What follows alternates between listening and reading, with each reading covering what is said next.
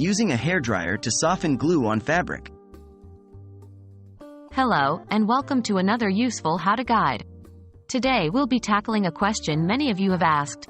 Can a hairdryer be used to soften glue before removing it from fabric? We're happy to tell you that the answer is yes, and we'll show you how. Why use a hairdryer to remove glue?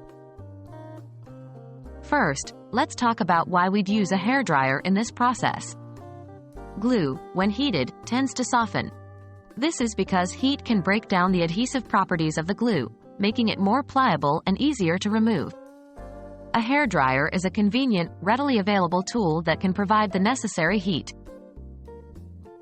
How to safely use a hairdryer to soften glue. Now, on to the technique. Always remember to handle the hairdryer with care to avoid burning the fabric. 1. Set the hairdryer on low to medium heat. High heat could potentially harm your fabric. 2. Hold the hairdryer a few inches away from the fabric. This provides enough heat to soften the glue without damaging the fabric. 3. Direct the heat on the glue spot and hold it there for a few minutes until you see the glue starting to soften. 4. Once the glue has softened, gently scrape it off with a dull knife or a plastic scraper. Avoid using sharp objects as they could tear the fabric. 5. Repeat the process if necessary until all glue is removed. What to do after removing the glue?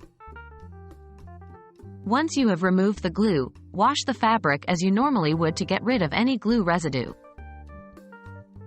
That's all there is to it. Now you know that a hairdryer can indeed be used to soften glue before removing it from fabric, and you know how to do it safely and effectively. Remember, the key is to apply gentle, consistent heat, and to take your time with the removal process to avoid damaging your fabric. We hope this video has been helpful.